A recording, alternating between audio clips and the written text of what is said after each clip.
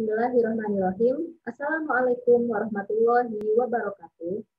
Pada kesempatan kali ini, kami akan menjelaskan tentang hasil penelitian skripsi kami yang berjudul Analisis Skrip pada Hosting Motor Penggerak Batang Kendali dengan Metode Elemen Indah. Perkenalkan, nama saya Madinatul Nurlaili dengan NIM 27 dan teman saya Priska Francisca dengan NIM 43. Dan dosen pembimbing kami yaitu Pak Ani Rahmat, STMP, dan juga Bu Mala Hayati Nasution, STMP. Topik yang akan kami bahas yaitu latar belakang, tujuan, tinjauan pustaka, metodologi, hasil dan pembahasan, serta kesimpulan. Latar belakang dari penelitian ini, di Indonesia, pertumbuhan sektor industri khususnya jasa dan konstruksi memicu peningkatan kebutuhan energi listrik. Dalam catatan Kementerian ESDM, pencapaian bauran energi baru terbarukan hingga Juni 2020 baru mencapai 9,15% dari target sebesar 23% yang ditetapkan dalam Rencana Umum Energi Nasional atau RUEN pada tahun 2025. Pemanfaatan energi nuklir dalam pembangkit listrik dikembangkan sebagai usaha penyediaan energi listrik terbarukan. CRDM atau Control Root Drive Mechanism mempunyai peran yang penting untuk keselamatan operasi dan mengatur daya reaktor nuklir. Rancang bangun housing atau pelindung dari CRDM dikembangkan dalam program Insinas 2020 yang bekerja sama dengan Batan, di mana pada kondisi beban tetap dan temperatur yang tinggi akan menyebabkan deformasi dalam waktu yang lama pada material housing atau pelindung dari CRDM-nya, yang disebut dengan creep. Creep sendiri akan menyebabkan berkurangnya umur pakai atau kegagalan dari material. Nah, creep ini akan disimulasikan menggunakan software ANSYS. Seperti yang telah saya sebutkan sebelumnya, creep adalah deformasi yang disebabkan pada kondisi beban yang tetap dan temperatur yang tinggi dalam waktu yang lama yang akan terjadi pada material housing motor penggerak batang kendali. Nah, deformasi ini akan menyebabkan berkurangnya umur pakai atau kegagalan pada material, di mana tujuannya adalah untuk mengetahui fenomena creep pada housing motor penggerak batang kendali reaktor nuklir.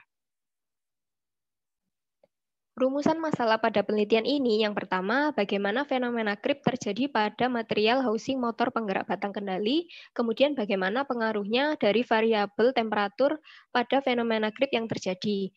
Dan tujuannya adalah untuk dapat mengetahui fenomena creep pada material housing motor penggerak batang kendali dan dapat mengetahui pengaruh variabel temperatur pada fenomena creep yang terjadi. Ruang lingkup dari penelitian ini, yang pertama, metode analisis dan simulasinya digunakan menggunakan software ANSYS, lalu variabel yang digunakan berdasarkan standar ASME Section 3, lalu analisis ini tidak mencakup faktor ekonomi dan material yang dimodelkan dianggap homogen. Baik, creep sendiri merupakan salah satu fenomena mekanik di mana suatu material menerima beban tetap pada temperatur tinggi yang akan mengakibatkan deformasi dalam waktu yang lama. Di sini merupakan gambar dari kurva tahapan deformasi pengujian creep yang terdiri dari 3 tahapan. Yang pertama, primary, secondary, dan juga tertiary yang akan dibahas lebih lanjut pada slide berikut ini.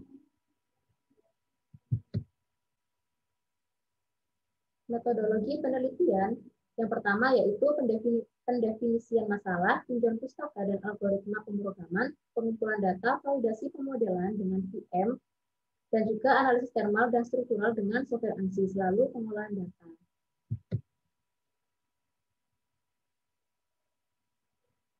Variabel penelitian yang digunakan yaitu variabel material dan juga temperatur, di mana variabel material berupa SA403, SA182, dan juga SA316. Dan variabel temperatur yang digunakan yaitu temperatur 298, 398, dan juga 498 derajat Celcius. Dan variabel tetap yang digunakan yaitu data geometri dari housing motor penggerak batang kendali. Dan tahapan dari ANSYS ini yang pertama yaitu pembuatan geometri housing motor batang kendali, lalu memasukkan material properties dari masing-masing material. Kemudian melakukan meshing, pembebanan thermal dan struktur, dilanjut dengan solving, dan jika hasilnya sesuai maka akan diverifikasi dengan PM32, dan jika belum maka akan kembali pada tahapan pembuatan geometri housing motor penggerak batang kendali. Hal pertama yang dilakukan pada analisis ini adalah adalah validasi pemodelan menggunakan VM32 ANSYS Mechanical APDL.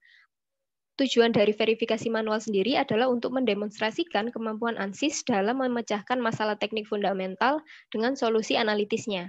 Pada VM32 terdapat beberapa data, seperti material properties, geometry properties, kemudian ada sketsanya juga.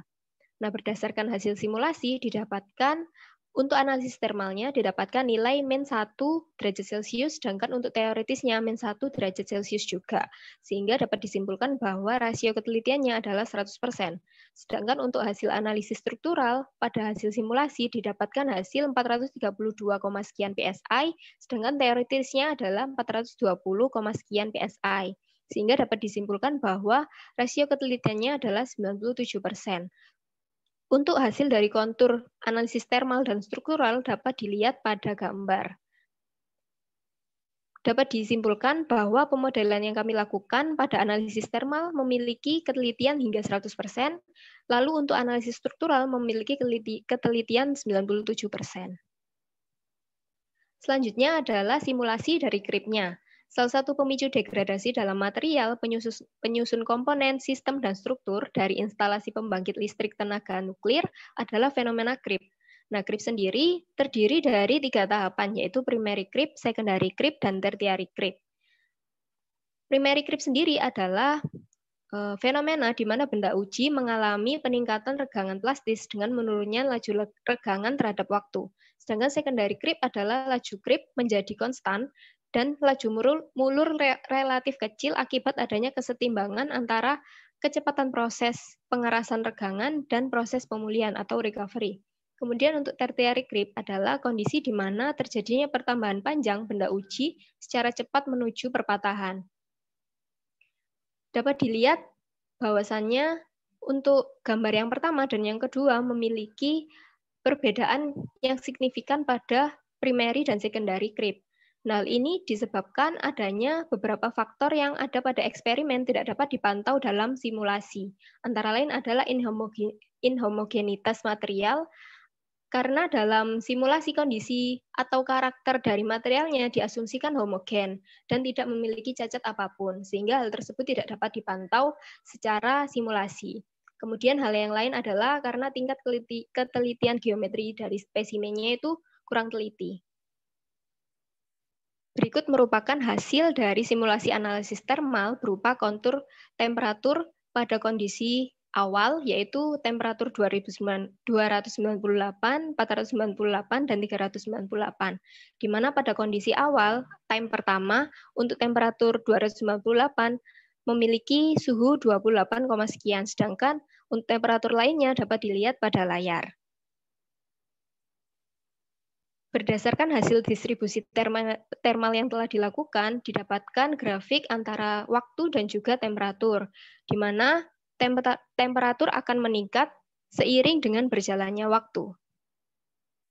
Selanjutnya yaitu hasil simulasi pada material SA182. Di sini merupakan kontur dari hasil analisis struktural yang berupa data dari strain pada masing-masing suhu dari material SA182, di mana strain pada kondisi awal dalam temperatur 298 derajat Celcius yaitu nilainya sebesar 0,000761, sedangkan pada temperatur 398 yaitu lebih besar 0,000128, dan juga pada suhu 498 yaitu strain yang lebih besar lagi. Sehingga dari sini dapat disimpulkan bahwa lebih besarnya temperatur yang diberikan atau beban yang diberikan, maka tingkat nilai regangan pada suatu material itu akan semakin besar pula.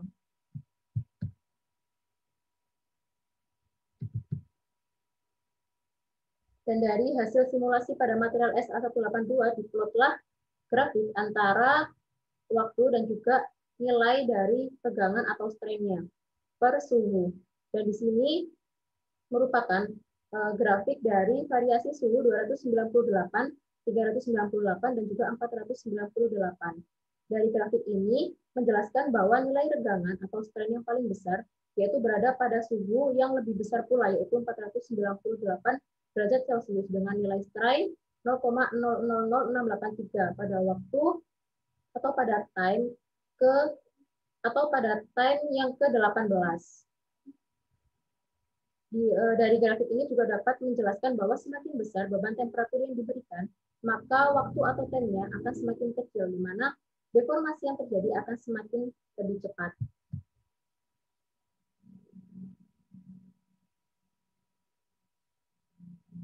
Di sini merupakan hasil simulasi material pada SA403, di mana hasilnya itu sama.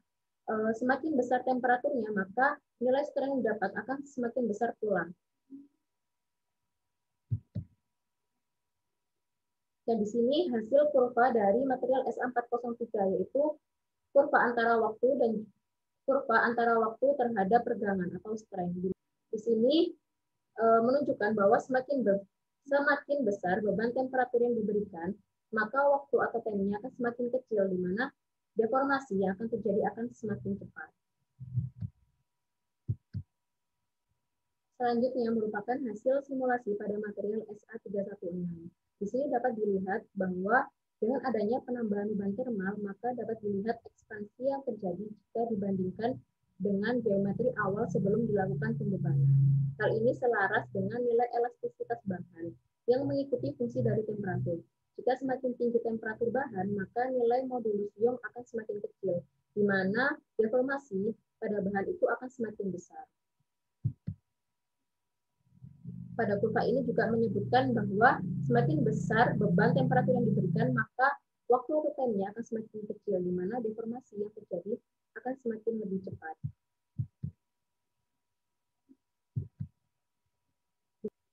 Selanjutnya merupakan hasil simulasi variasi material pada kondisi suhu 298 derajat Celcius. Di sini merupakan kurva dari variasi material SA182, SA403, dan juga SA316. Dari kurva ini juga menunjukkan bahwa kondisi pembebanan termal yang paling baik yaitu pada suhu 298 derajat Celcius, dikarenakan menghasilkan waktu mulur paling lama dibandingkan dengan suhu lainnya. Lalu material yang paling baik digunakan yaitu material SA316, dikarenakan menghasilkan nilai regangan yang paling rendah pada waktu maksimum dibandingkan dengan material lain, yaitu nilai strainnya sebesar 0,000636. Kesimpulan dari penelitian yang kami lakukan yaitu fenomena creep yang terjadi pada material SA182, SA403, dan SA316 terjadi dari 3 tahapan, yaitu primary creep, secondary creep, dan juga tertiary creep. Lalu temperatur 298 merupakan temperatur paling optimal dikarenakan menghasilkan waktu mulur paling lama dibandingkan dengan suhu lainnya pada berbagai material. Lalu material yang paling baik digunakan adalah SA316, yaitu menghasilkan nilai regangan paling rendah, yakni 0,000636 pada kondisi pembebanan temperatur 298 derajat Celcius dan tegangan 265 MPa.